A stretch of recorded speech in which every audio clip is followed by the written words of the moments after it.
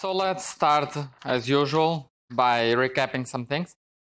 I'm trying to be careful, a bit more careful with some factors of 2, just to be more consistent with today's notation and with tomorrow's one, but I can't promise that I'll get all factors of 2 right. Let me just remind you that at least in our table examples, when we were summing over I and then over the neighbors of I, a link ij would appear twice because it appears when I connects with I plus 1 or when I plus 1 connects with I, right? So there was a factor of 2 because each link appeared twice. So if we keep that same notation, we have to be careful in that second equal sign. When we go from large distances and replace theta I minus theta j by a derivative, the link would appear twice, and therefore that over 2 would be killed and it would become a 1. You see there in the corner? That's just in our convention where ij contains the link ij twice because we sum over whether I connects with j or j connects with I. So in that notation, here there would be a 4 rather than a 2 in the lecture, and here there would be a 4. And therefore, the power law behavior would have a different form, but that's just redefinition of what I call beta and j, of course. There's nothing physical here. It is just redefinition of what I call j and beta. It's the same power law behavior. So for example, there are this computation of the energy will also be affected. The critical temperature will also be affected. But finally, when we compute something physical, like what would be the behavior at the critical temperature, we get the very same power, x to the 1/4, that I anticipated was a critical exponent, that is universal. It doesn't depend on how you define the action with beta or with beta over 2, because beta or beta over 2 is just a label anyway for whatever multiplies the quadratic term. So whenever it becomes something physical like this, all these ambiguities in human definitions should go away, and indeed they better go away. So if I was careful now, this would be what we would predict at exactly the critical temperature. Okay, so what did we see? We saw that the XY model, there are 2 phases of the XY model. There is the low temperature and the high temperature phase, and we guessed that in between there ought to be a phase transition between the 2. And we saw that at high temperature correlation functions decayed exponentially, and at low temperature they decayed with a power law. And we estimated that power law in this Gaussian approximation, and we saw that this power law was a power law with a temperature-dependent exponent, which is something a bit unusual. So I would say it's a critical exponent, but it's an unusual one in the sense that it is temperature-dependent. It's very much model-dependent, that value of the critical temperature.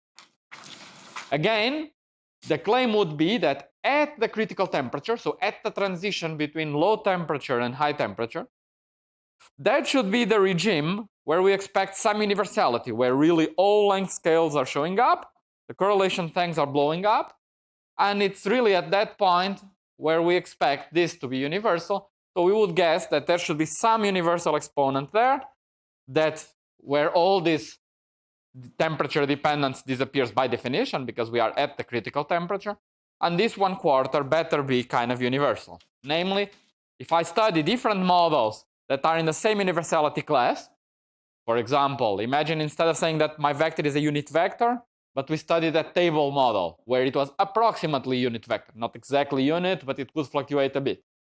Then the details in the high temperature will change a bit. The precise form of the exponents will change a bit. But at the transition, the claim is that it should be always the same universal exponent. So what was the transition? So let's try to repeat the argument, because I think I said it correctly, but I also said it incorrectly. So I'm going to just say a subset of the words I said, the ones that I think are correct. So that subset would be the following. So first, we estimate the energy and the entropy contribution of one vertex. We say if I have one vertex, theta varies as just the angle far away from the configuration. This would be the charge, how much it changes. So in this picture, the charge is 1, for example. So we will take n equal to plus minus 1 because those are the simplest vertices, the ones that carry the least amount of energy. And then when n is equal to 1, so my gradient of theta goes like 1 over r. And here I just did the exercise more explicitly because I had the impression that it looked a little bit mysterious for some people. So it is just computing the gradient of this function phi, and it gives this, and the gradient square is 1 over r squared. Okay? And therefore, when we integrate the gradient square in polar coordinates, this grows logarithmically with the size of the system. So it gives me minus 2 pi beta j, if I did not get any factor of 2 wrong, times log L. But there are roughly L squared positions where to put the vertex. So in total, their competition would give me a transition at beta equal to 1 over pi. Okay?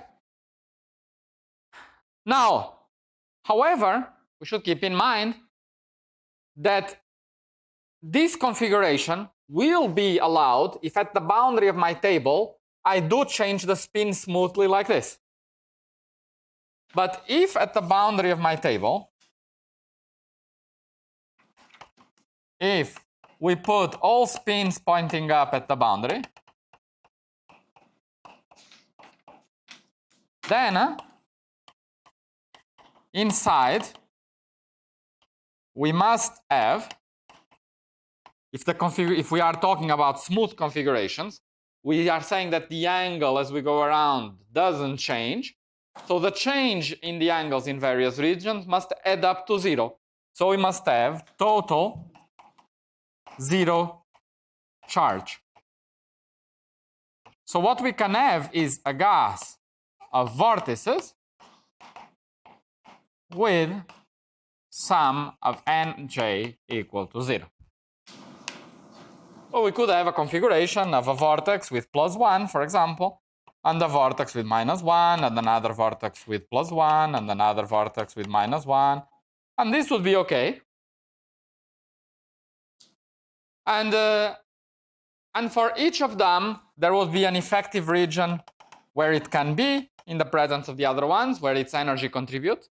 Notice that if you have two vortices, and if you are far away from the two vortices, the configuration is already everyone pointing up. That doesn't cost any energy. Because outside the vorticity, the charges cancel and it's already everyone up. So what matters is some region closed before it meets the other vortices. And then the computation would be as before, where this distance would be some typical distance where the vortex can be put. And therefore, the analysis would be exactly the same. In other words, this configuration was okay ignoring boundary conditions. Boundary conditions then projects into the setups where we have total vorticity, because at the end we are imposing that the angle doesn't change. Right? Now, microscopically, of course, we could imagine crazy configurations where I have a single vortex, and at the very next to the last line, the angle is changing smoothly. And then in the last line, I put the angle up. See, very discontinuous. But that would cost energy proportional to the perimeter, not to the log of the perimeter. That would be totally suppressed. It would be that configuration. It would never exist. It would be super, super penalized. So smooth configurations, they have this condition. Okay. So therefore, the basic idea now that we are going to start studying is to try to imagine that my angle theta would be some theta, some profile with some vortices at some positions rj plus some spin waves. So we would imagine that we would have some fluctuating theta that changes slowly, but we also have some vortices, which is what we are going to study now. Because the action theta would be quadratic, when I'm expanding around this configuration, which would be a classical configuration, the idea is that I get the action evaluated at the classical configuration plus the same quadratic action. Because the linear term, if it's a quadratic, if it's a classic solution that minimizes the action, would vanish. Right? You understand? And therefore, you would say that the other quadratic term is like a spin wave partition function, and the classical action would give me the action for the vortices. Right? So again, whenever you have a quadratic action, if you expand around the classical solution, it gives the action in the classical solution plus the same action again because the action was quadratic.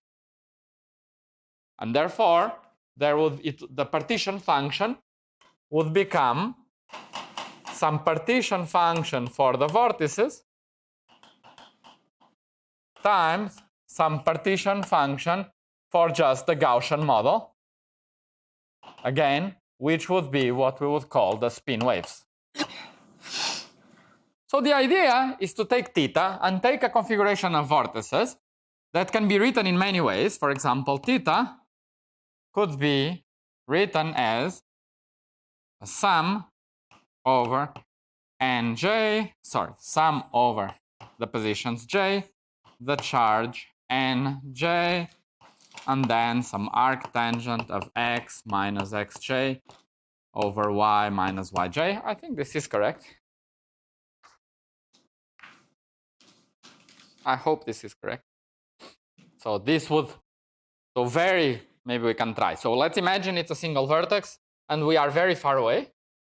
Then what is this telling me? It's telling me that theta is the angle of the triangle where one side is y, one side is x. Okay, so it looks like theta is measured with respect to the vertical line then. If this is x, this is y, and this would be theta, right? So when x and y are very far from the center, it looks like theta is indeed pointing just in this direction if this is the angle theta, right? It's just the arc whose tangent is this angle divided by this angle. So by definition, it's this theta here. Yes? So you said that we're splitting up theta into what you referred to as like a classical component and then a quadratic component. Yeah, you can think of this as some configuration plus fluctuations plus delta theta. Okay, and you're doing the partition function to reflect that. So this isn't exact then? It's not totally exact because the original action was not the Gaussian model. It was that original action with the cosines and so on. So it's not totally fair to say that I go first to the Gaussian model and then I put vortices. But if I really started with the Gaussian model, I would not know about the vortices and about periodicity of theta. So it's a little bit dodgy, but it's almost perfect. We will do it in a model where it will be perfect. We will do it in a second. I'll write another model, which clearly is in the same universality class, and where this decoupling is exact. So is it okay for low temperature? Because that's where we got rid of it. That's right. So for low temperature, I would expect it to be okay. Maybe for above critical temperature, but not much. But that's kind of an assumption of this decoupling of these two modes. So it's like saying, the model, it's good to go to the Gaussian model because things do change slowly, provided I remember that theta is periodic and that I need these vortex configurations. So if these words make sense, then now it's just mathematics. I just expand around classical solution. Now, what's very important is that this is a classical solution. This is a minimum of the action. In other words, it obeys nabla squared theta equal to 0. So it's not just a nice picture. It's not just that away from each vertex it looks like what we want, but it really minimizes the action. Okay? And in the homework, you are asked to play with a theta, which is a bit different than this. It's not arctangent. It uses some logarithms, but it's the same. So you can check that the expression in the homework is the same as this. This one is a bit easier to see where the angle is pointing, at least. Perhaps it is. Okay? So what we want to ask is what happens now when I compute that action over there minus beta j integral d to r or d to x nabla of this theta vortex configuration square. And the answer is we have to be a bit careful because this configuration, after all, we trusted it far away from the vortex, because if you are really, really, really close, you don't trust this continuum large distance behavior, right? It was a lattice. So what we should do is we integrate not over the plane, but if the vertices are here, we should open up a small circle around each vertex just to regulate this expression. And let's say that we open up a small circle of radius r0. So this would be 2r0. And then this would regulate the contribution close to each vertex, because otherwise, close to each vertex, this would diverge logarithmically when I plug there.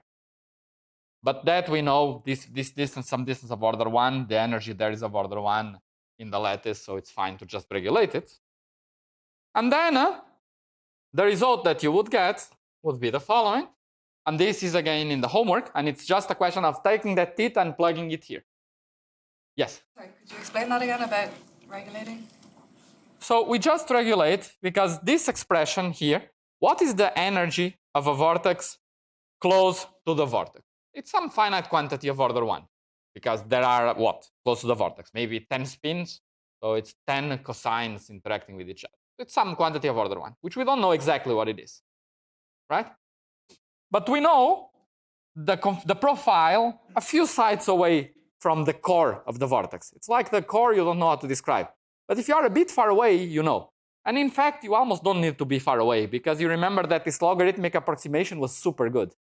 It was logarithm of x already at site 1. It was already like 1% good. So if you do 2 sites, it's already very good, this continuum approximation. This log is a solution in the continuum limit as well, as I said, this Coulomb potential. So already 2 sites away from the core, you are at an excellent approximation, and you trust the solution. So you just need to say that I will excise a small region around each vortex of size 2r, and where I do not know the precise profile. So this I trust if my positions x and y are further away from the center of the vortex by some radius r0. Otherwise, I don't know, but I don't care, because it's a small contribution of order 1. You say that vortices are classical solutions. Solutions of what? Which equation would I want to solve to get this? This one.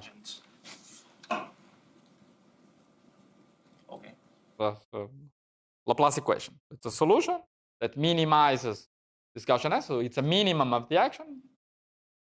And it has the property that there are a bunch of points around which, if I rotate around them, the angle changes by 2 pi n.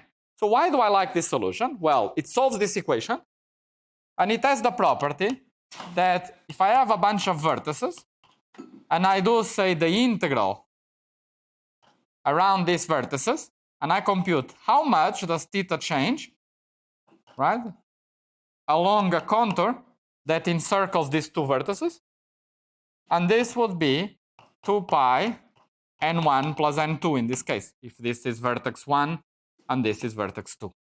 Have we taken the continuous limit, or are we still taking this to be a discrete Laplacian? This here would be a continuous Laplacian, which is a very good approximation after 2 sites or 3. When you walk around, so you say you collect, like, if you walk around the vortex, your spins basically change, and like it goes around n times, right? Yes. So can you have sort of degeneracies where, like is it because it doesn't necessarily change by the same amount at each site, right? So could you have degeneracies where 2 things give you the same charge, because like you collect a whole bunch when you go over the top half, but then only a little bit under the bottom half? You collect, like, let's say it has a charge of 5, and you collect like 4 just going over the top half, and you just collect 1 on the bottom half, so the change is very slow on the bottom, but it's very high on the top. So you could have such complicated configurations, but imagine you have just 1 vertex. If you have 1 vertex, then the solution of the action that minimizes the action would be 5 times this expression. So it will prefer to do it homogeneously, to do as much change down as up. Now, when you have a big configuration of vortices, and you have a sum like this, then it's true that the precise configuration of spins don't depend just on what's the nearby point, but it also depends on all other points, and it's a little bit less homogeneous, but it would be this kind of Gaussian vortex. Anyway. you see, you could have such configurations. They would not be minima they would not be local minima. So what I want to do is find a classical configuration around which I can expand. So this will be a classical vertex configuration. Not sure if this was what you were asking. Yeah, no, that's what I'm asking. I just imagine some sort of other structural constraints that would allow you to have just one vortex, which would not be homogeneous, but maybe. Right. So if you have just one vortex that's not homogeneous, that's not a minimization of the action. So when you integrate over, you do sum over all those. But you say that I sum over the minimum plus fluctuation. So that would be in the fluctuations. It's like you start with homogeneous, and then without changing the topology, you just put some spin wave on top of that background that changes a bit how they look up and down. But I can say that the topology is taken care by the vortices. And then these slow variations of the field across the lattice are taken into account by the spin wave. Okay? So it's like you put the right topology. Imagine you put the right topology means that you put a bunch of vortices. So you tell how the spins, right? And now you can still smoothly deform them. You can go here and by hand say, I tilt these guys a little bit, I tilt these guys, but I don't change the vorticity around the various points. So these smooth changes is what these spin waves do, because it's exactly adding some smooth configuration there on top of your fixed topology. Okay, so you compute the action on these vortices, and what you get is very intuitive given what we said there about the phase transition, so I'm just going to write it down. And it is, I hope I get all the factors right, minus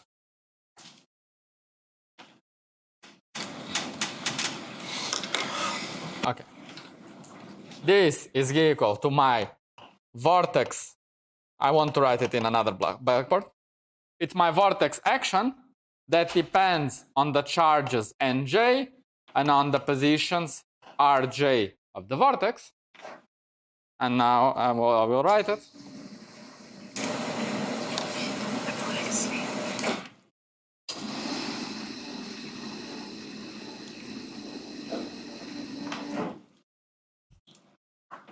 And that action for the vortex, actually, normally if it's minus beta j, I should call that minus the action. It's what stands in the exponent when I compute the partition function. So minus the action for this vortex would be equal to 2 pi beta j sum over I not equal to j and I and j logarithm of r minus ri minus rj over a. A here is the lattice spacing that I'm introducing here kind of artificial, which is just equal to 1 in our notation, but I'm putting it here, and I'll explain just in a second what I did, minus 2 pi beta j sum over I and I square logarithm of r0 over a. And you can easily see that this expression here is actually, as it should be, A independent. And it's actually A independent. I just introduced A here to what would appear here normally is R0, and I just took out the R0 and left some A for dimensional analysis so that this is dimensionless. And when I put R0, I need to do a sum over I not equal to j of R0. And this sum becomes this sum. Why? Because in going from this expression to this expression, we use that sum of nj equal to 0. So when you have something like sum over I of ni times the sum over j not equal to I of nj, this, because of this, is just minus ni. So this becomes just minus sum of ni squared. So that's how this sum over ni squared comes about when I'm summing over a constant. So here I'm using this neutrality, the fact that I have zero charge. So let me check if I did any mistake here. Hopefully not.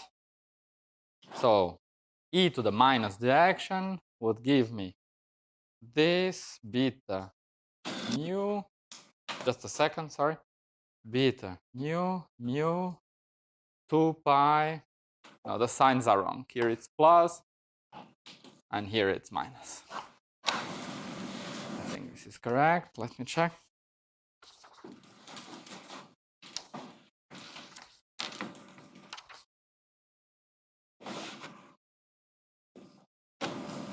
Okay. What was here? R0 over A plus, and here plus, I think it's plus both. Okay. Sorry? But then A wouldn't cancel, right? I think it was. There is a minus when you write I not equal to J, it's minus Ni. Yeah, I think it does cancel like this. No, there is this minus here. It's precisely because both have the same sign and there is this minus. Okay. Now, so A, as I said, was kind of a lattice spacing that we introduced that looks a bit artificial at this moment. So now how do we think of this? Right? So let me point out that then my partition function for my vortices, what would it be? Well, how many vortices do I put? Any number of them. So what I would do is I would sum over the number of vortices, say from 0 to infinity.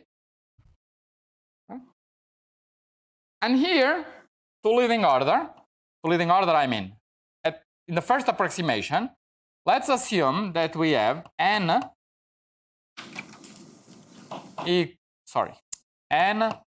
plus 1 vortices and n minus 1 vortices. Those are the ones that cost lowest energy. So they would be the leading ones to be created. So if you want, that's the first approximation. So if you do this estimate of which vortices are created, if there was an n, here I put n equals to 1. But if I don't put n equals to 1, here, this 1 that is here is n squared. So only at some higher temperature, other vortices would be excited. So if I am studying vicinity of the critical temperature, I expect that it's the vortices with plus 1 and minus 1 that matter. Right? The other ones would come about at some higher temperature. So that's kind of an approximation that we are doing here. So we have n equal plus 1 vortices, n equal to minus 1 vortices. And then what we have, that term over there gives me some chemical potential that I can say it's some k to the number of vortices. Let's write this chemical potential in a moment, but it's just this, because now this term here is just 1. So this just counts how many vortices there are. If I put 10 vortices, they are all indistinguishable. So I should put some n factorial square. The plus 1 vortices are indistinguishable. The minus 1 vortices are indistinguishable. And I should integrate over their positions, because the vortices can be in any position. So I would integrate dr1 up to dr2n. There are n plus n vortices. Right? And then I would have exponential of 2 pi beta j sum over neighbors I and j and I and j logarithm of the distance r I minus r j divided by a. And we would integrate saying that the vortices should not be that close to each other. So Ri minus Rj should be, say, bigger than A. They cannot just be smaller than A, where A is this lattice spacing. It starts its life as 1 if you want, but soon we will change it. And K, so where K for us now is a free parameter. We could define this model with K, but in our original model, K is not independent. K is given by diff.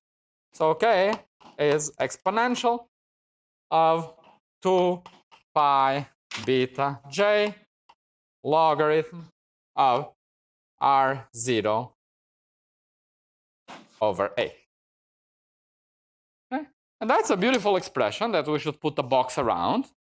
So the idea would be that studying this model should tell us, should be crucial for learning about the XY model.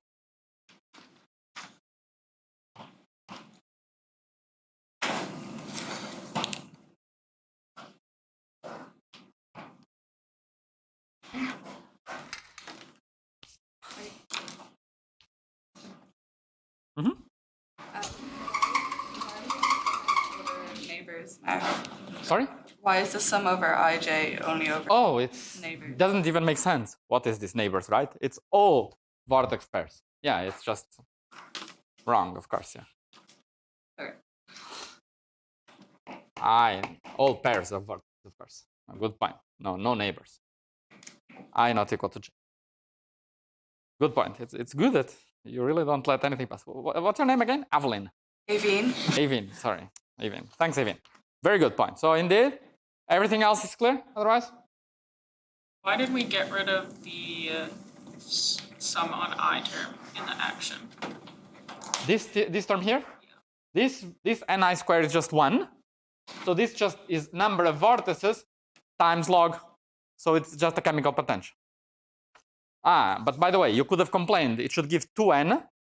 So this k, the number of vortices is not n, it's 2n. There should be a 2 here that I forgot.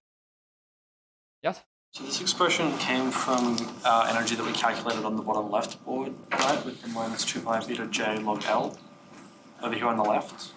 Well, you could have guessed that at least the prefactor of the log should be that, because it's the same computation when you plug it there.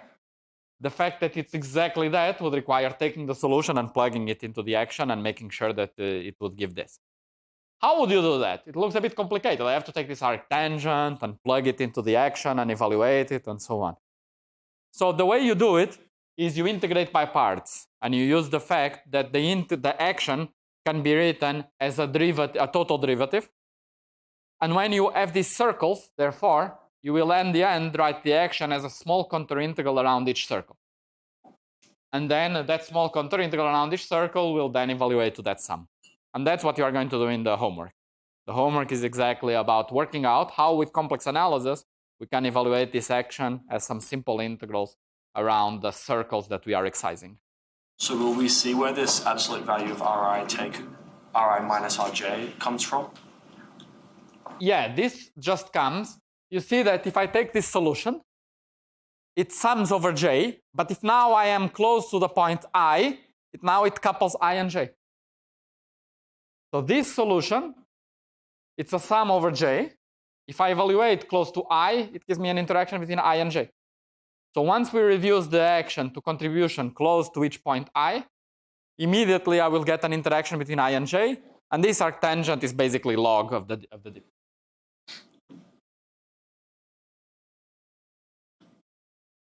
You cannot do it by head, I think.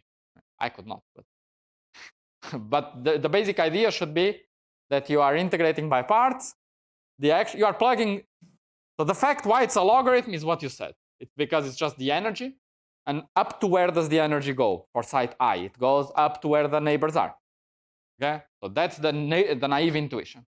Yep. The precise way to do it is to just plug it, reduce the action to a derivative. Because it's a derivative, it's going to be evaluated at the boundary. And the boundary are these circles. And each circle then gives you a sum over I. And then the contribution at the circle is a sum over j not equal to I. Okay? But that's the homework. The homework is taking this and plugging it into the action and understanding exactly how to manipulate this vortex configuration. Yes? On That note before we said that we were limiting ourselves to radius r naught, and now we say a. This doesn't matter, or No, it doesn't matter much, but you see that there I'm fixing the distances, right? And then I computed the minimal solution.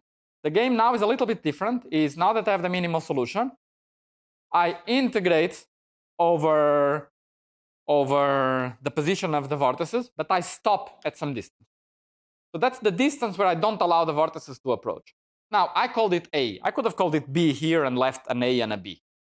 But I want to just say that there is this distance A where if the vortices should stop there. They should not approximate more than. Okay? Okay, good. So that's an action that we would get. And so it's quite cool because this action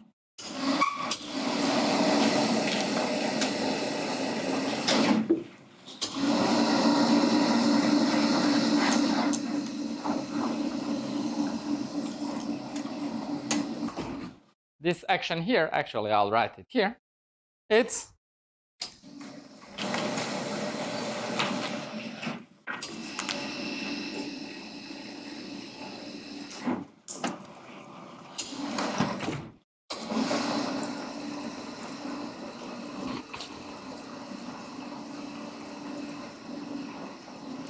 so look how cool this is. So this action up here is nothing but the macrocanonical ensemble. Macrocanonical because we sum over number of particles. We don't fix the number of particles. So this would be the macrocanonical partition function for a gas of Coulomb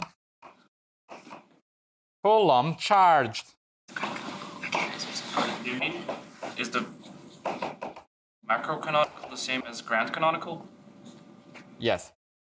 Don't people call macrocanonical? No? It's grand canonical. Grand canonical. Grand canonical. By the way, I was told that I'm using the word scattering length for correlation length, like all the course, right? This thing, scattering length, has nothing to do with what I've been there. It's correlation length. So replace the word I said maybe 200 times by correlation length. Okay? Scattering length is something else. I don't know, but I'll probably say it 100 more times. So correlation length, not scattering length. Okay, grand canonical Z for a gas of Coulomb charged particles in 2 dimensions, where the Coulomb potential is exactly logarithmic like we saw. So we see that we have this XY model, right? And there was a transition at some critical temperature Tc. And we say that above Tc, we have spin vortex configurations. And below Tc, we have no vortices. Okay, I know some people like to say you have vortices that are close to each other, bound, but for me that I would say it's the same as no vortices. Okay. And now we see that this seems to be in the same universality class of a very different model, where now I have a Coulomb model. And then the idea would be that I would have some critical transition, right? And what can happen is that in this partition function, we could imagine being dominated by a gas of particles moving freely, this gas of vortices. So a gas of particles here would be a plasma. I have many particles and they are moving freely. So these are a bunch of freely moving particles.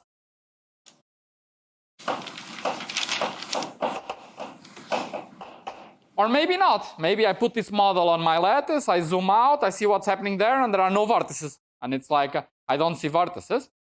Which would mean that the plus and minus charges will annihilate, or they would form molecules if you want, and they would form some dielectric material.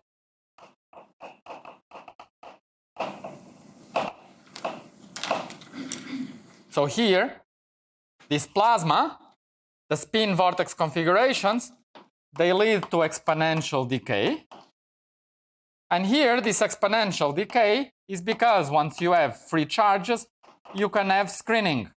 when you put some charges in some plasma, because it's full of charges, the minus charges surround your plus charge that you put there and give you no electric field, so things decay exponentially. And therefore, it's quite cool that by describing the XY model, we'll be learning, it seems to be very much related to the physics of a 2D Coulomb gas. Okay? So, on Tuesday, we are going to study this model in more detail. But today, as I promised, I want to arrive at this model a little bit more rigorously in a model that is in the same universality class of XY. So we will add one more transition here, one more nice transition that is in the same universality class of this, and that is a new one. So what we will do now is we will find now yet another physical model in the same universality class, yet another model. And in this model, it has the advantages that these vortices come out automatically, come out without thinking. So in this model that we will see it is in the same universality class, we will arrive at an action like this for the vortices right away. And I think that's cool because it convinces us that we did not do any mistake in our analysis of the XY. Okay?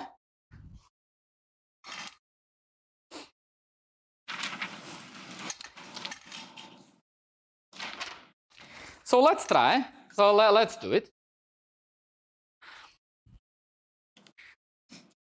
So what is the model we are studying? We are studying a Z, which is an integral d theta over the angles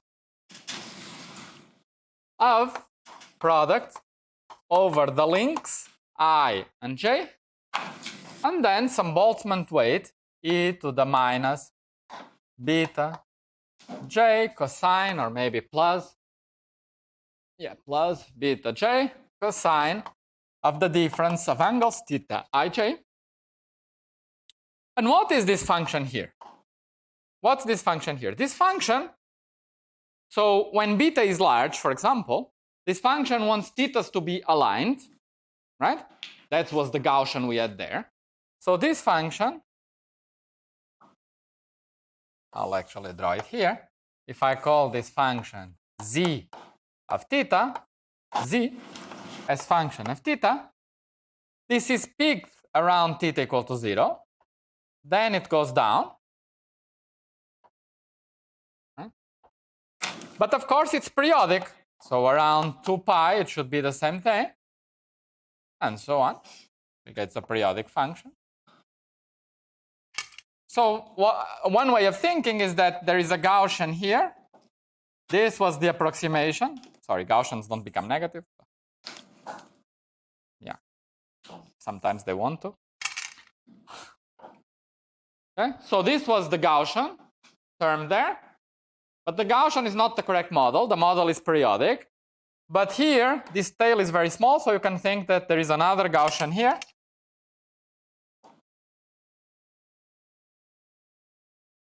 So you would expect that this weight is very similar to a sum of Gaussians, at least for large theta, right? Because a sum of Gaussians, you see clearly, would give a profile like this. So a sum of Gaussians, what would be the property of this thing? It would still behave in the same way at close to aligned thetas by definition, because close to aligned thetas, we said it's the Gaussian that we have here. And it's still periodic, and it will therefore give me a similar shape to this weight, right? So of course, if I sum over Gaussians, I get a similar figure.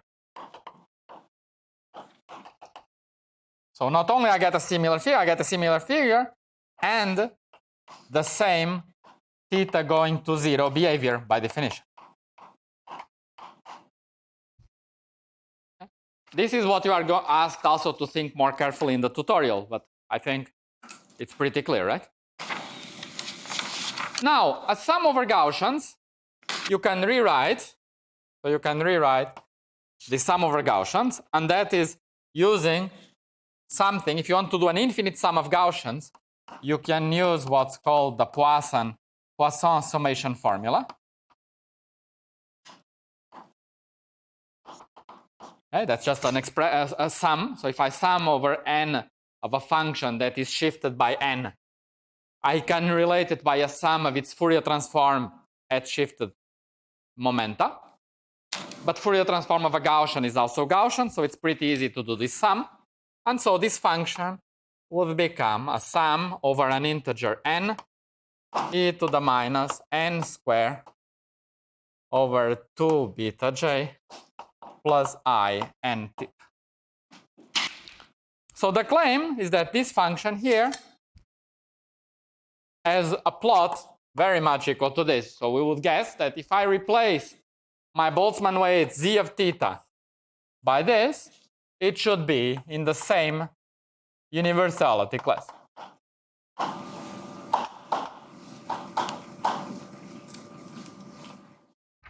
Right? It's very much, as I said, the same function. So again, the logic is this is roughly a sum of Gaussians. Sum of Gaussians is exactly this. So this is roughly this.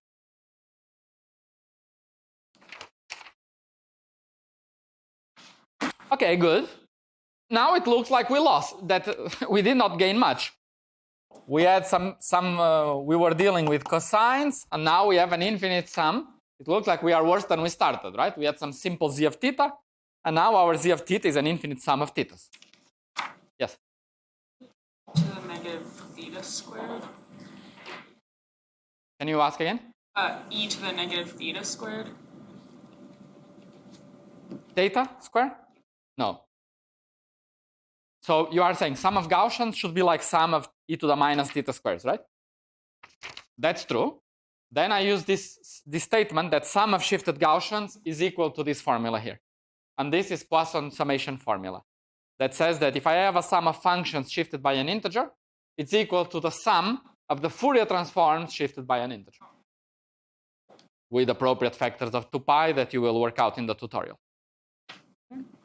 But again, this is just motivation. I could give you this function and ask you plot this function and plot e to the cosine theta, and you cannot tell the difference. They look the same. So this would be a good starting point.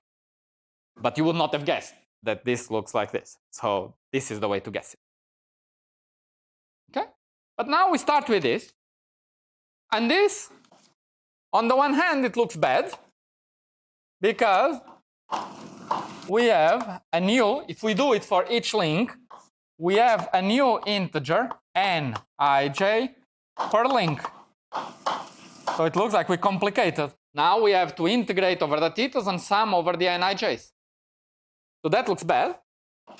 But on the other hand, there's something good, which is that we can integrate now. Now we can integrate over the theta. Because now each weight is just exponential of I theta. So we know how to integrate in theta. So what does the integration in theta give me? If I have 1 theta, this theta will appear here, e to the I, if this is j, this is k, this is l, and this is m.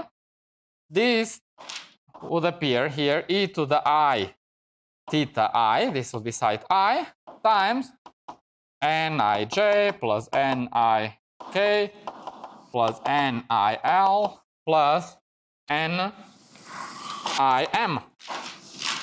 And the integration over theta would tell me that these integers must be equal to 0. And that's what the integration over theta would set. Right? This is 0 unless that sum of integers is 0. And when that sum of integers is 0, that integral just gives 2 pi. Right? So what's happening is, okay, we have new nijs per link, but we can integrate out the thetas, and we end up with just summing over integers nij with the condition that for each link, the sum over the integers over j, which is neighbor of I, I'm only summing over j, not over j and I. For a fixed I, the sum over the neighbors must add up to 0. Okay? So I just have an integer that when it connects, that this integer plus this integer plus this integer plus this integer, they are equal to 0. Okay? And we can trivialize these constraints. I'm doing this very fast because this is the subject of the tutorial. So I'm roughly doing the tutorial for you. So that's why I'm doing it super fast, such that you do have something to do, which is basically doing it more carefully in the afternoon. So you can basically solve this constraint. You say, I have now a sum over all integers n with this constraint. And immediately the constraint becomes solved if you introduce for each face an integer m, m prime, m prime prime, m prime prime prime. And if you say that the integer, for example, here, nij, I'm only going to do 1, would be m minus m prime prime prime, etc. So we assign one integer per face, and then the integer at the link is the difference of the integers at the faces. But then you see that if I sum this difference plus this difference plus this difference plus this difference, they cancel out completely and they give 0. So automatically, instead of summing over these 4 integers, I sum over these 4, and I parameterize the n's in this way. Trivially, the conditions that the summation at each vertex is 0 are satisfied. Okay? So instead of summing over constrained link variables, I can put one integer at each face, and I sum over integers at the faces, and they are not constrained. Okay? So we solve this constraint. We just have nij with this condition. And this condition is solved by going to an integer m at each face.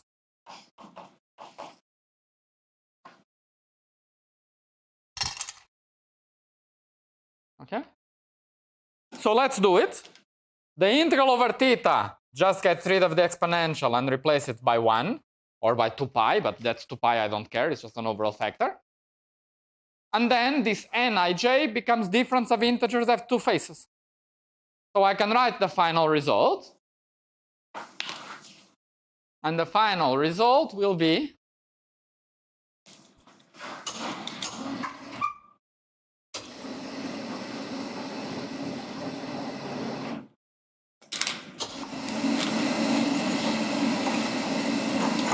that in the end, my partition function, so let's be a bit more careful. It was the xy model, right? That was the usual expression that we had there. That was approximately equal to the partition function where z, this Boltzmann weight, z of theta, was replaced by sum of Gaussians. And by this approximately equal, we mean, well, the Boltzmann weights look the same, but what we mean more precisely is that we expect them to be in the same universality class, because the Boltzmann weights look very similar. And then this, by this manipulation, is strictly equal to the following partition function that is called the partition function of the solid on solid model, or also the fluctuating surface model.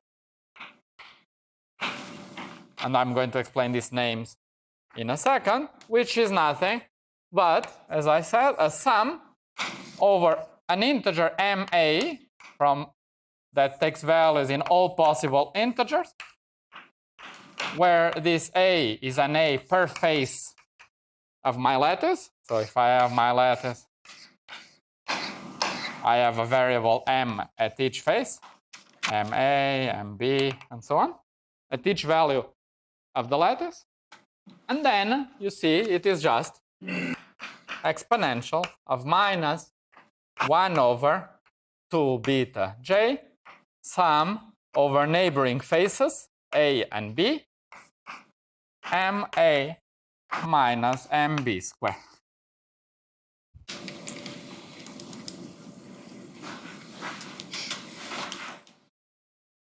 And that's the model.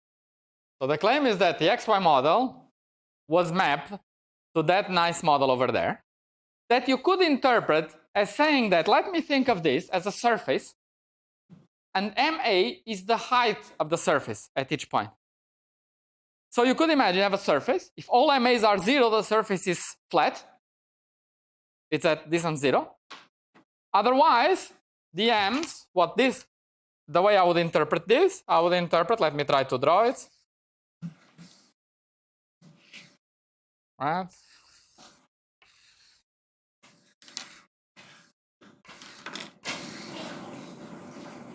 So at each side, there will be a height. So the surface would be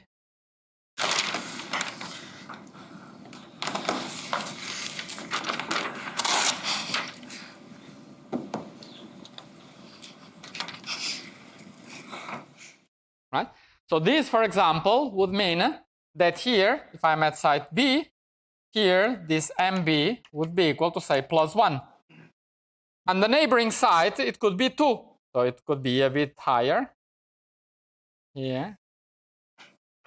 On the next side, it could be MC equal to 2. Right? And here, it could be MD equal to 0.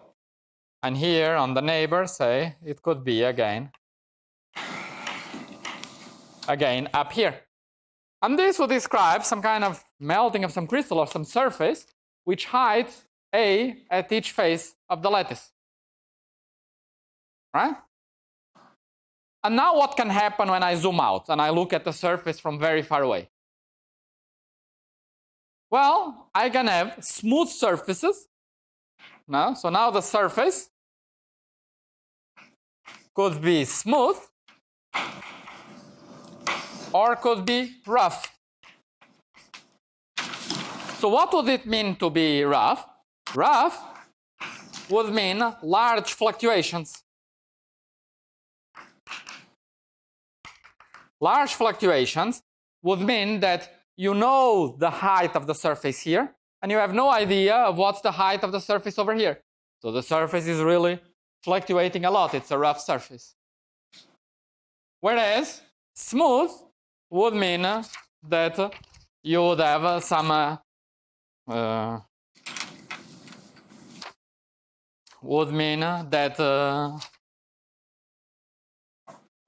different M's would be suppressed. Okay? So it's cool that the smooth surface, when would I suppress these different fluctuations? When beta is very small. So that would happen at some beta small, which means T large.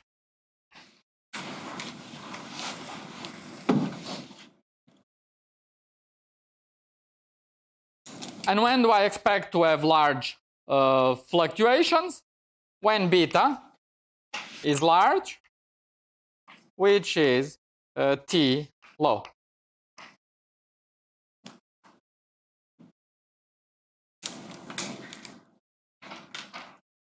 Okay. And this transition between these two regimes would be what we call the roughening transition of the surface.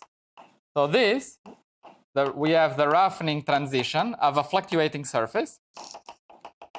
That's a nice model that people that study melting of crystals and other statistical models like. Just imagine this as some crystal that is melting and the weight is changing a little bit. And at a temperature bigger than some critical temperature, we are in the regime of rough surfaces. And when the temperature is smaller than the critical temperature, sorry, did I say it wrong? When theta, sorry, I said it wrong. When the temperature is small, we are in a rough surface. And when the temperature is large, we are in a smooth surface. And the transition between the two would be in the same universality class as the XY model. So the same XY model, we would describe it as this fluctuating surface. Okay. Now, let's make a few. So this other model is the model, as I said, of fluctuating surfaces.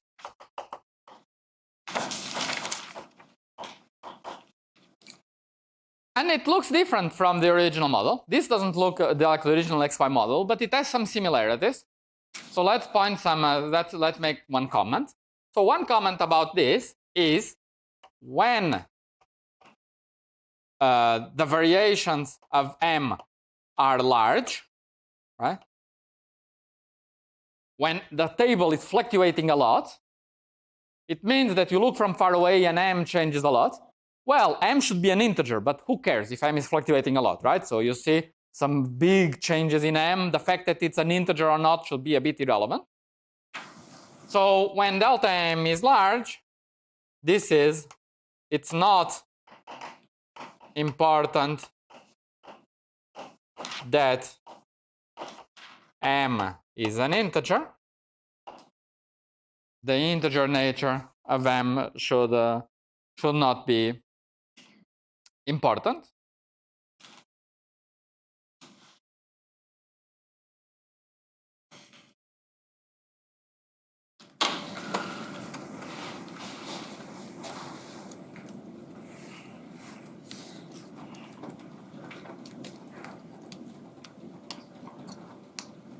Sorry, I think I said something. Beta small, t large. Okay, it's okay. The fluctuations are not important. And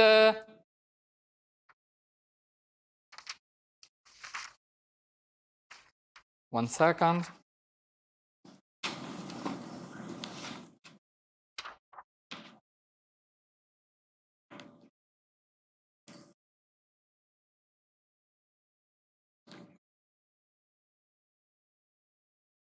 Okay.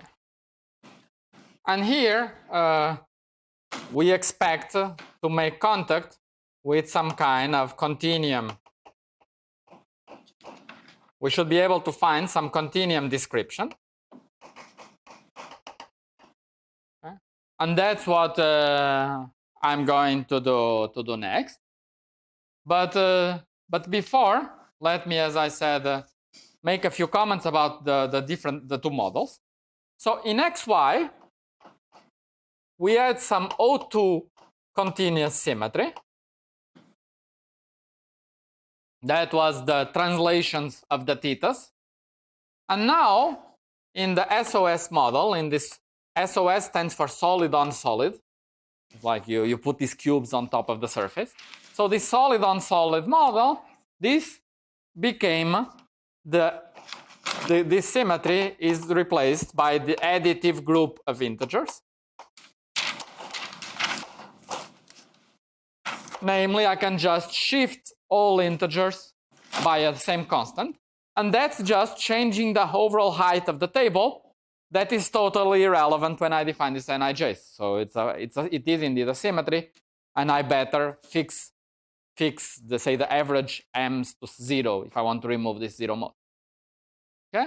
But what was before a symmetry of rotation of the thetas now manifests itself as this additive group of integers. So if I add an integer to my m's, the result is the same.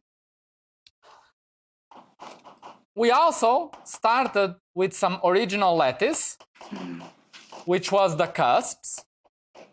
And this model is defined on the dual lattice, which are the faces.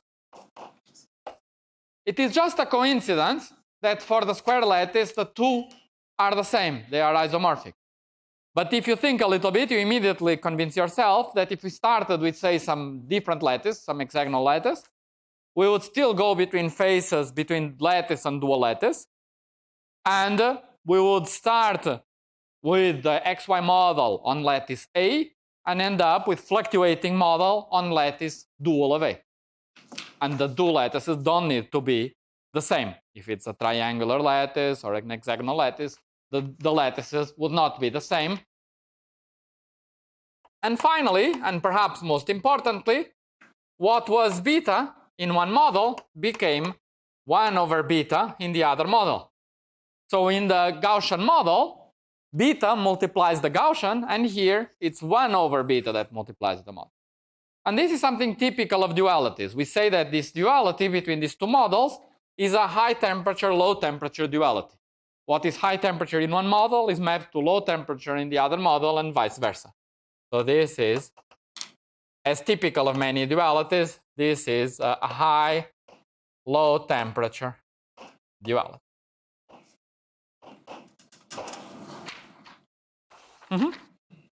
So aren't there restrictions on the symmetry groups of these models that fall in the same universality class?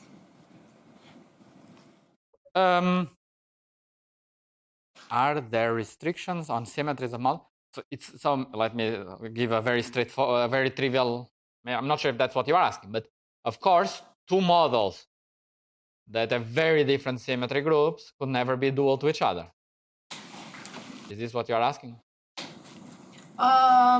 What's your question? What's your question? If there are, if I'm studying one model, I'm not studying all the models at the same time. You are saying, could I have discovered a model with some Z4 symmetry, for example? Right? And the answer is yes.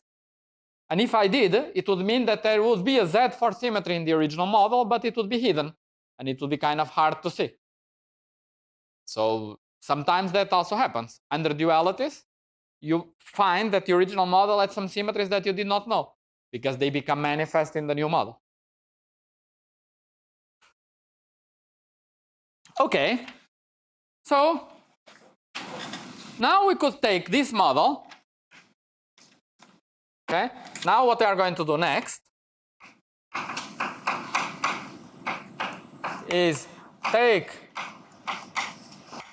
this SOS model as a starting point. So it's a very simple model. I sum over integers and I have this fluctuating surface. And understand where are the vortices. Right? So we just start with this model. It's our model. And we ask, how do I see the vortices in this language? Right? Because here, as you see, starting from this model, we did no approximation. This is exact. So if we find the vortices now, it's kind of reassuring that we understand exactly what we are doing. Okay.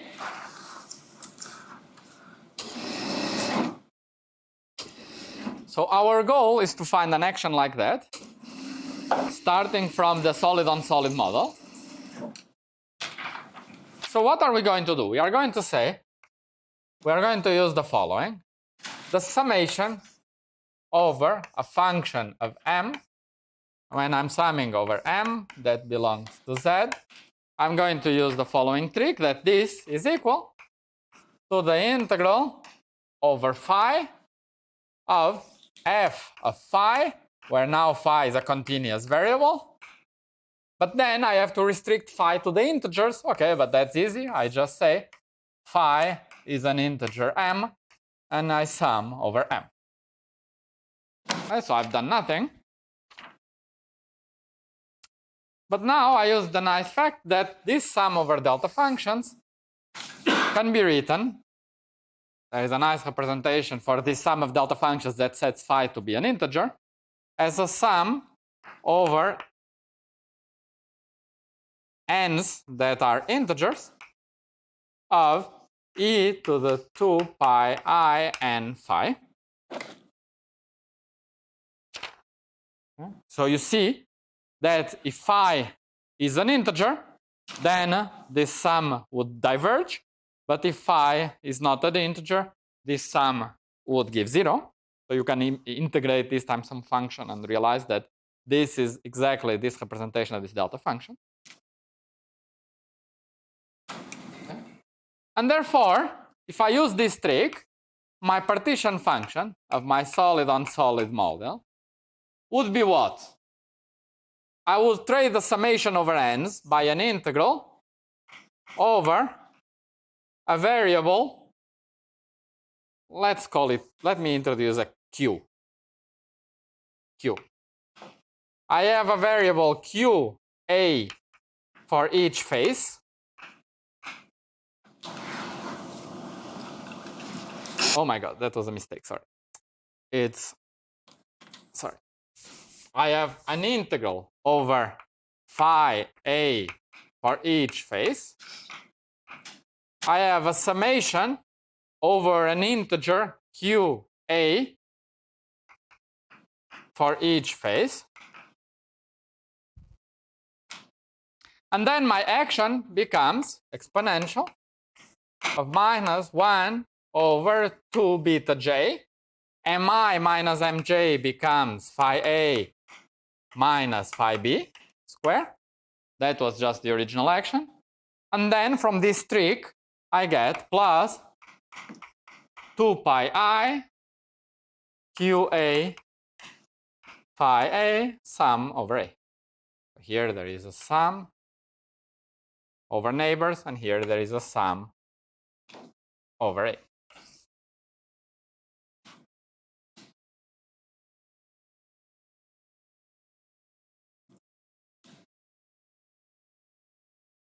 But now, you see what's nice is that this is just a Gaussian integral that we can do.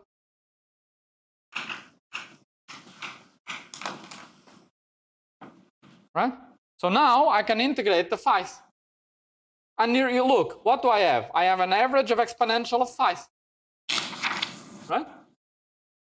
You remember that average of exponential of phi, when we did it, we called theta, not phi, was exactly what we computed. Was exponential of this function gamma that I computed very precisely with this logarithmic approximation, and we were very careful. Okay? So immediately, we can use what we computed when we are studying the low T expansion and write that this is equal to what? This integration. It's equal to Z of the spin waves. What is this Z of spin waves? You remember that I have here average of exponential, right? But I don't have average, I just have exponential. So I have to divide by Z and multiply by Z, where Z is this integral without this. It's just the Gaussian model. Okay?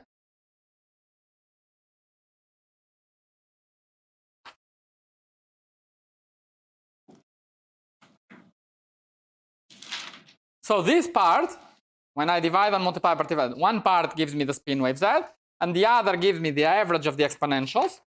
And the average of the exponentials gives me, I sum over the QAs,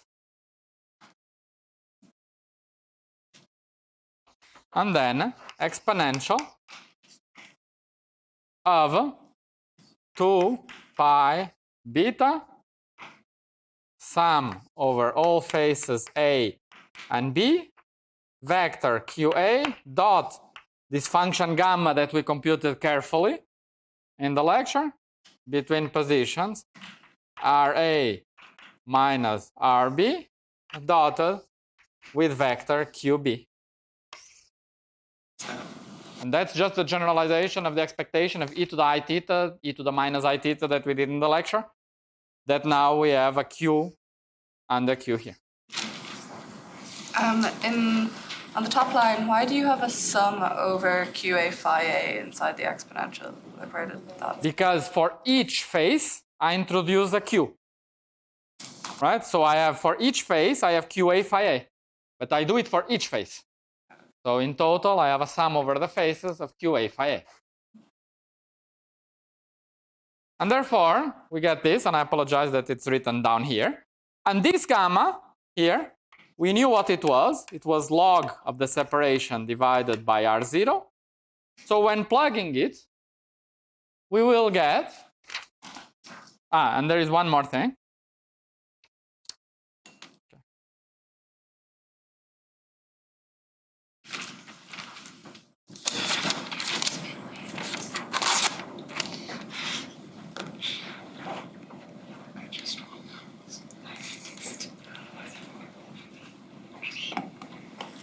there's one more thing, which is that when I sum over the QAs, the summation over the QAs here should be with sum over QA equal to 0. And this is because the sum over QA would be equal to 0. It's because of this additive group of integers, because of this 0 mode of shifting m by all m's by the same integer. So if I shift all m's by the same integer, this must be a symmetry. But this integer, when I do the shift, would be multiplied by a sum over all q's. So imposing that it's a symmetry imposes that the sum over all q's is equal to 0. That's the same thing when you impose that something is translation invariance. And something under translation picks up e to the I px for each particle, and the total momentum needs to be 0. So here, translation over this integer n imposes that this sum over integers qa must be equal to 0. So we have this expression where the sum over QAs are equal to 0. This gamma I will replace by log of r over r0, and I will open up the parentheses. And I will get the following results that I will write in this blackboard here. No, I will write here.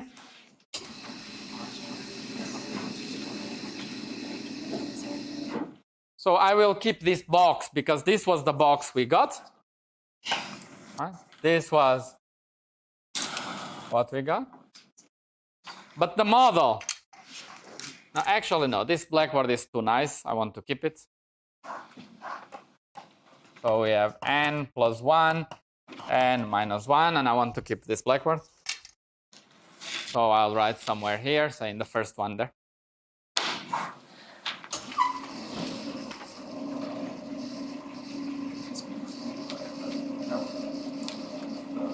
And let's write it here so that we compare both expressions, what we got now and what we had here. So what we got now was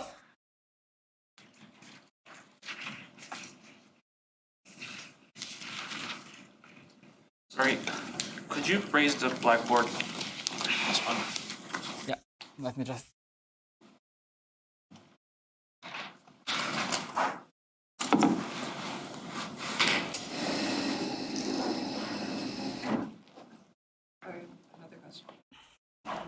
But the other one I cannot. It's the very back one.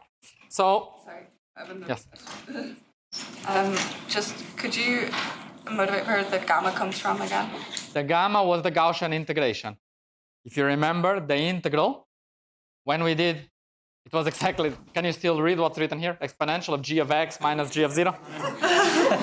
No, can you see? I can see. So this g of x minus g of 0 was 1 over 4 pi beta j. It's very clearly here times gamma of x. Okay? And that came because there was just one particle with I, one with minus I. Right? But if you generalize, now there are QA particles with QB particles, so it is just exactly that same result. So let's write here. It is just the following. So the expectation of e to the j dot x in a Gaussian integration, right, is just e to the 1/2 j dot a minus 1 dot j, right? And this led to the fact that the exponential of e to the I theta, e to the minus I theta, was e to the 1 times minus 1. This 1 times minus 1 was this 1 and this minus 1 times this gamma of x, right? And now instead of 1 and minus 1, we have sum over a, sum over b, so we will get what is written there. Okay, good. And therefore, we conclude that our z for the SOS model is given by a z of spin wave, because we divide and multiply by the Gaussian integral, okay, times a summation over an integer QA at each phase, okay, QA per phase, where the sum over the QAs must be equal to 0. That's from this translation of the full lattice, implies that when I go to these dual variables, the sum of Qs is 0. And then exponential of 2 pi beta j summation over A and B QA logarithm of separation between x, the position of face A, minus the position of face B, over A. I'm doing the same trick as before, because the sum of charges are 0, times QB, plus pi beta j, sum of QA square log of R0 over A. And that would be what we would conclude now.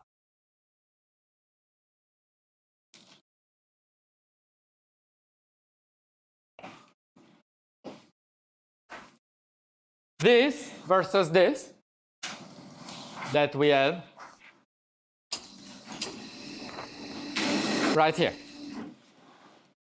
Yeah? Now notice that at first sight they look the same, at second sight they don't look the same. Here there is a sum over particles and integration over positions. There is sum over an integer per phase. Right? So they look similar, but they don't look exactly the same yet. Right? But this is exactly the same. This is just how you see a particle in a computer screen, if it's a game. So look what we are describing. Here we are saying that I have some vortices, and they are at some positions, Ri and Rj. And I integrate over the positions of where they can be. I move them around, and that's how I sum over vortex configurations. And I divide by n factorial because they are indistinguishable. What am I doing here? I say that there are no particles, there are just pixels of a screen. And the pixels are the faces. And I'm just saying which faces are lit and which faces are not. So a face with a Q equal +1 means that I have a vertex +1 there. And then summation over where that Q is 1 is summing over the possible positions of that vertex. Okay? So what was before, so here I'm summing over saying, I say this guy here is 1. That means there is a vertex. This would be saying that there is a +1, so Q here would be 1. There is a +1 vertex here. And then if I say this guy is 1, there is another vertex here. And here, for example, I could have Q equals to 2, and this would be an n equals 2 vertex here. Right? But I sum over where these guys are. So I sum over this configuration being here, or being here, or being here. I sum over all its possible positions. So in practice, I'm doing exactly there, where I'm integrating over the positions. But there, because I integrate over the positions, when I have x1 and x2 and they swap, I get the same thing. So I have to divide by 2 factorial. Whereas here, because it's just pixels of the screen, I'm just saying this pixel is on, this is on. There's nothing to divide by. It just means there is a particle here and another here. I don't say who is 1 and who is 2. I just say there are 2 vertices at these positions. So this summation, where I just sum over, is there a vertex or not at face A, with what kind of vertex there is nothing but summing over all possible, summing over, integrating over the position of these vertices. So it's indeed the same thing, basically.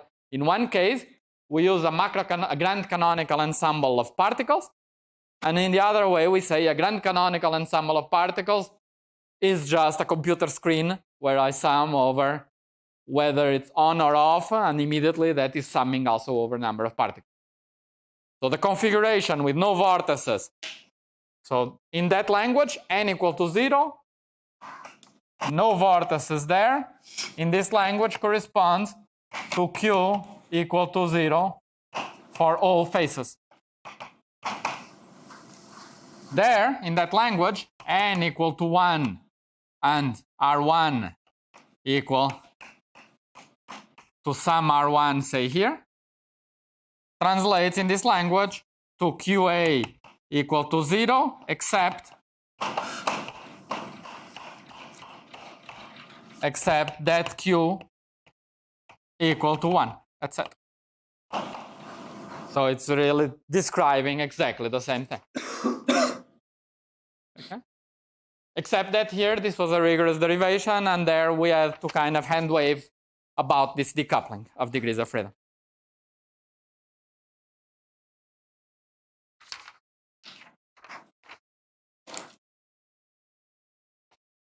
Okay?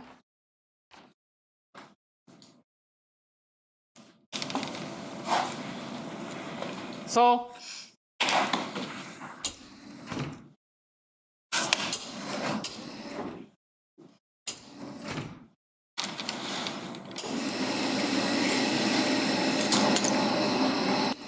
is it clear? So that's how we see that we have exactly, we arrive for a second time today at a gas of vortices.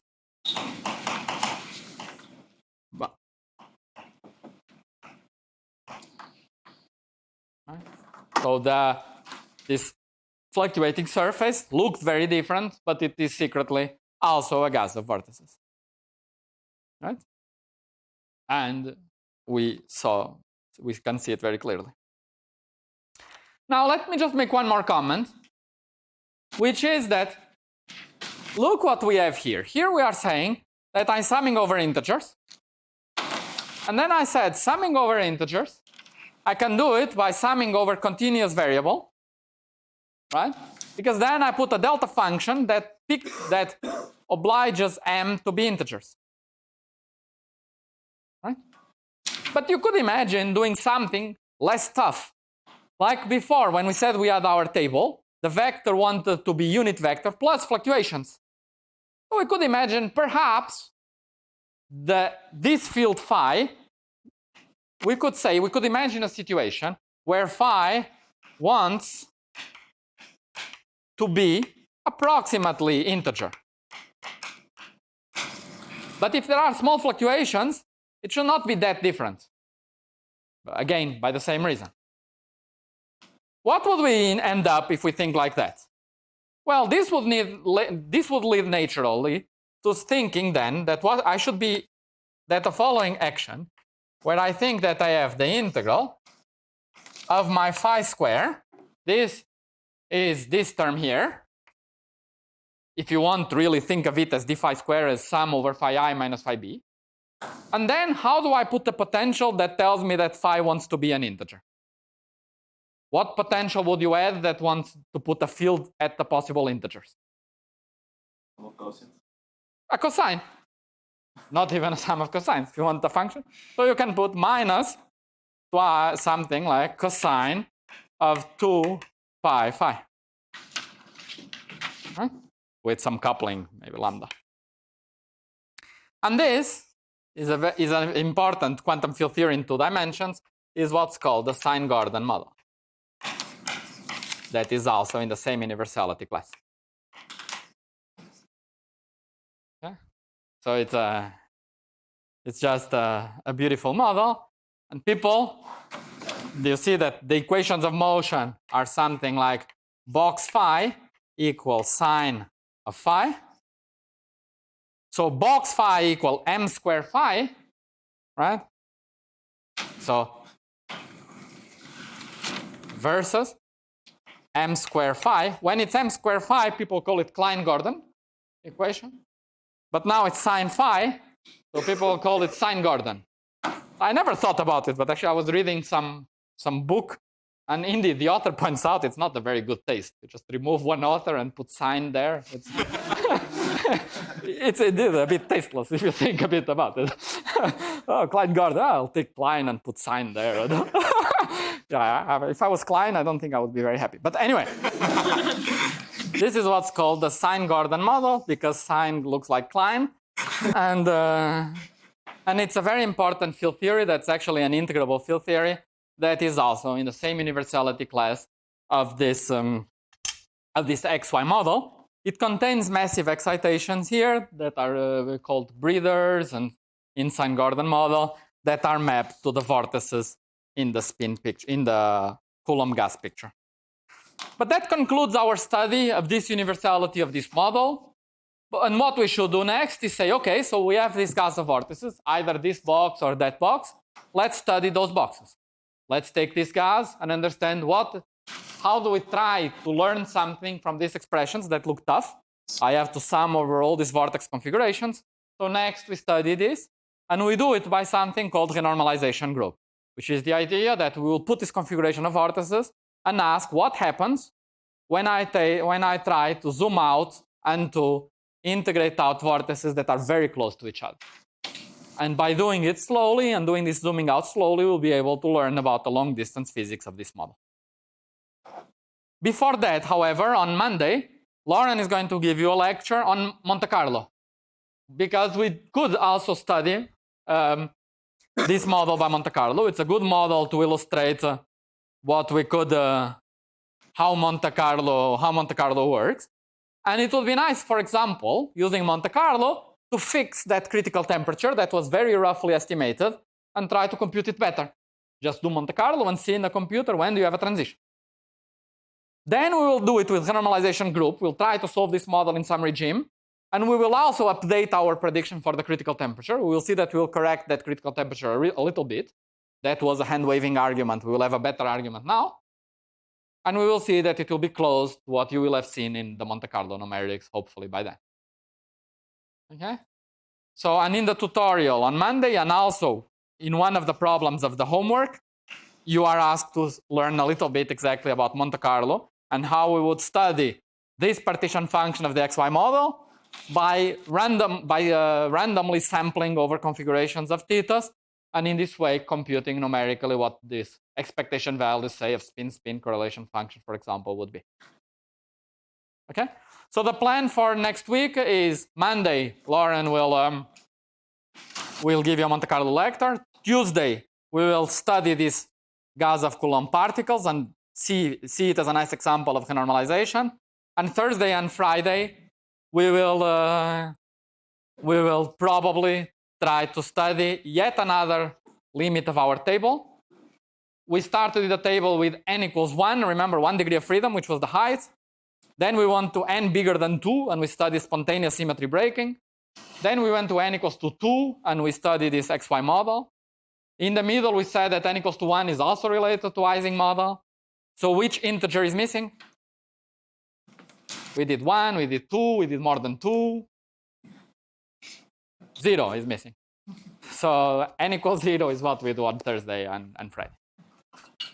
Okay. So we are good for today.